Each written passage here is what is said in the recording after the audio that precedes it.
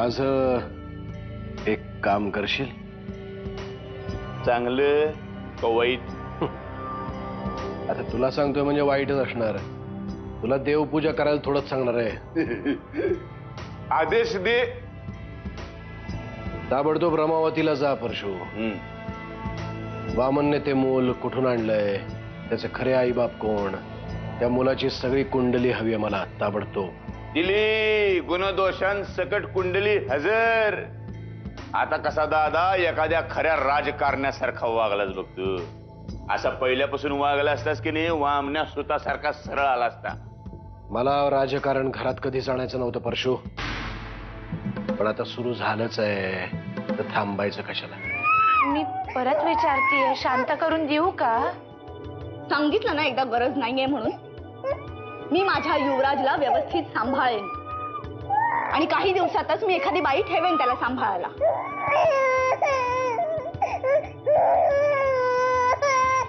ठीक आहे. बरं ठीक आहे, थांब. घे युवराजला, पण त्याच्याशी जास्त खेळलेला मला आवडणार नाही, कारण मी माझ्या युवराजला माझ्या पद्धतीने वाढवणार आहे. मूल सांभाळणं म्हणजे हातात निखारा घेऊन चालण्यासारखं आहे. चटका बसला तरी टाकून नाही देता येत. त्यावेळी एक गोष्ट सांगू का? एवढी वर्ष अहिल्याताईंना पाहतोय,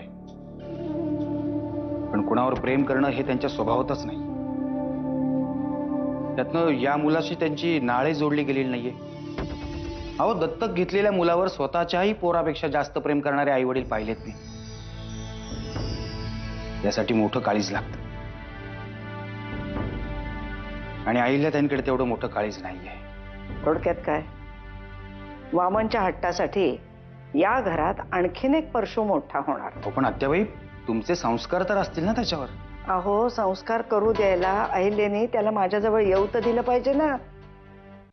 आत्याबाई, आपण सगळ्यांनी मिळून आत्तापासूनच प्रयत्न करूया. रक्ताचं नाही, निदान संस्कारांचा तरी किल्लेदार होऊ देतो. तुमच्या तोंडात साखर पडू दे वाकणीस. मी अनाथ आश्रमाच्या दरवाजामध्ये गेलो, तिथल्या त्या किरपे नावाच्या माणसाला घेतला कॉपच्या 10-12 हजार रुपये टेकवलं त्याच्या हातावर. एकदम कोकिळवाने गायला लागला. सगळी माहिती त्याने सांगितली मला. माहिती अशी आहे, तू वामण्याचं पोर हे पारवे गावातले एका भिकारणीचं पोर आहे. भिकारणीचं? मग काय, कोण श्रीमंत देणार याला पोरग? भिकारीनच देणार. काही करा, वाटेल तेवढा पैसा खर्च करा. त्या बाईला सांगा ते पोर इथून घेऊन जा. कथास तू म्हणजे थोडक्यात काम झालं म्हणून समजा, कळलं की नाही? तुम्ही परशुदादांना पुन्हा जवळ करताय. हो, माझं काम आहे त्याच्याकडे. तुमचं काय काम आहे ना, ते ऐकलंय मी सगळं. कित्येक वर्षानंतर वामनदादांना मुलाचं सुख मिळालंय.